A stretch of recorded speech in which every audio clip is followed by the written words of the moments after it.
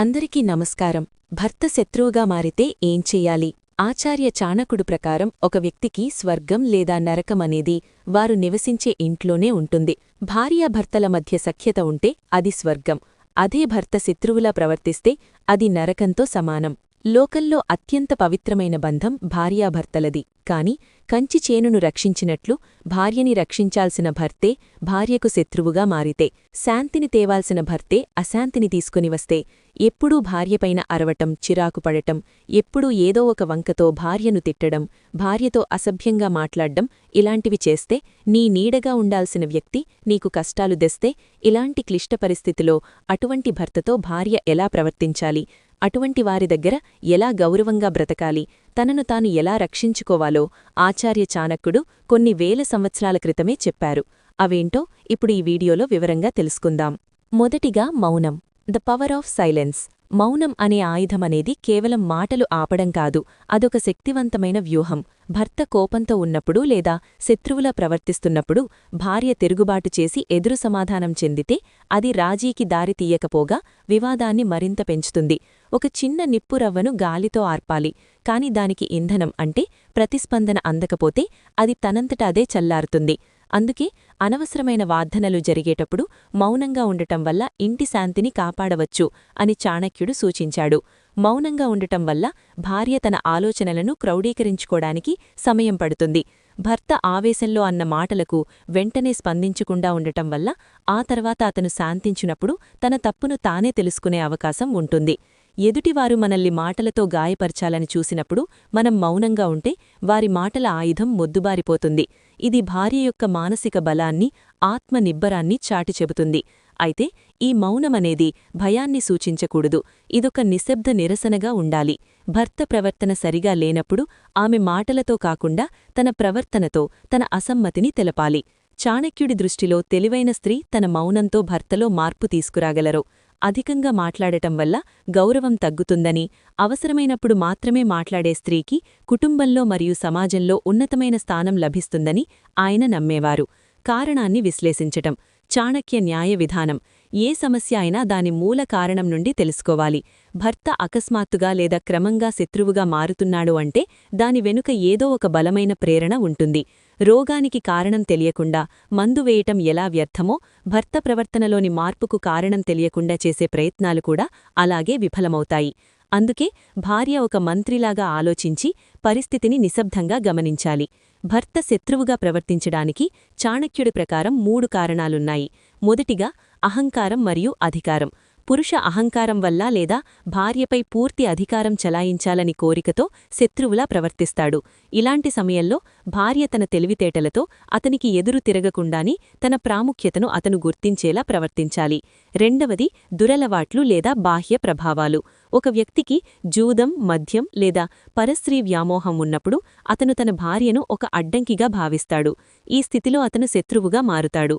అలాగే బయట వ్యక్తుల మాటలు అంటే చెడు స్నేహితులు లేదా స్వార్థపరులైన బంధువుల మాటలు విని భార్యను అనుమానించటం లేదా ద్వేషించటం జరుగుతుంది. మూడవది ఆర్థిక మరియు వ్యాపార నష్టం.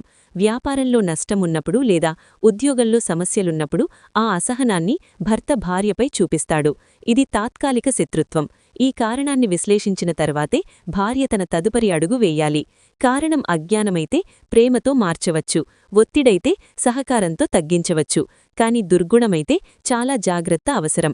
అయితే కఠినంగా ప్రవర్తించాలని చాణక్యుడు హెచ్చరించాడు. లోపాన్ని సరిదిద్దటం సాధ్యమా కాదా అని నిర్ణయించుకోవడమే ఈ విశ్లేషణ యొక్క ముఖ్య ఉద్దేశం. సహనం మరియు ధర్మం. చాణక్య నీతి ప్రకారం ఒక స్త్రీకి అతిపెద్ద శక్తి ఆమె సహనంతో అంటే పేషెన్స్.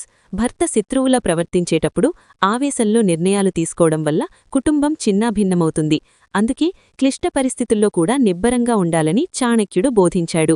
సహనమంటే ఓటమి కాదు, అది సరైన సమయం కోసం వేచిచూడటం. ఒక ఇల్లాలు తన ఓర్పుతో ఎంతటి కఠిన హృదడినైనా మార్చగలదు అని కాలక్రమేణా ఆ సహనమే ఆమెకు రక్షణ కవచంగా మారుతుందని చాణక్యుడు బోధించాడు. ఎదుటివారు తప్పు చేస్తున్నారు అని మనం కూడా మన స్థాయిని తగ్గించుకోకూడదు.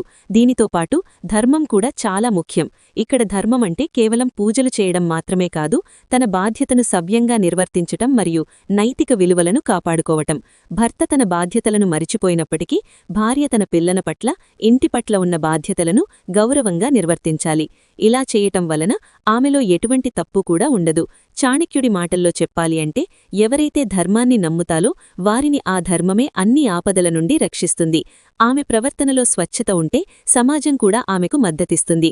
మరొక విషయమేమిటంటే, భర్త చెడుదారిలో వెళుతున్నప్పుడు ఆయనకు నచ్చచెప్పడం లేదా హెచ్చరించటం కూడా భార్య ధర్మంలో భాగమే. కాని ఆ ప్రయత్నం విఫలమై అతడు భార్య పట్ల గౌరవంగా ప్రవర్తిస్తూ భార్య ఆత్మగౌరవానికి భంగం కలిగిస్తున్నప్పుడు ఆమె గౌరవాన్ని కాపాడుకోవడం అతి పెద్ద ధర్మమవుతుంది. సహనం, భరించటమంటే అన్నీ భరించటం కాదు, తన ధర్మాన్ని కాపాడుకుంటూనే వివేకంతో పరిస్థితులను ఎదుర్కోవడం, మేధస్సుతో పోరాడటం. చాణక్యుడి ప్రకారం శారీరక బలం కంటే బుద్ధిబలం విన్నా. భర్త శత్రువుగా ప్రవర్తిస్తున్నప్పుడు శారీరకంగానూ లేదా బలప్రయోగం చేస్తూ పోరాటం వ్యర్థం. బదులుగా ఒక స్త్రీ తన మేధస్సుతో అంటే ఇంటెలిజెన్స్తో ఆలోచించి వ్యవహరించాలి. ఇక్కడ పోరాటమంటే ఎదుటివారిని ఓడించటం కాదు, తనను తాను రక్షించుకోవడం. భర్త భార్య పట్ల గౌరవంగా ప్రవర్తిస్తున్నప్పుడు, పరిస్థితులు చేజారుతున్నప్పుడు భార్య తెలివితేటలతో సమాజంలో తన స్థానాన్ని బదిలీపర్చుకోవాలి. చాణక్యుడి కొన్ని ముఖ్యమైన వ్యూహాలు. 1. ఆర్థిక భద్రత, ఫైనాన్షియల్ ఇండిపెండెన్స్. చాణక్యుడు స్త్రీధనం గురించి చాలా గొప్పగా చెప్పారు. భర్త ప్రతికూలంగా మారినప్పుడు భార్య తన దగ్గర ఉన్న నగలు లేదా పొదుపు చేసుకుని ఉన్న సొమ్ముపై పూర్తి నియంత్రణ కలిగి ఉండాలి. ఆర్థికంగా ఎవరిపైనా ఆధారపడపోవటం వల్ల ఆమె భర్త యొక్క అన్యాయమైన ఒత్తిడులను లొంగిపోవలసిన అవసరం ఉండదు. 2. రహస్యాల రక్షణ.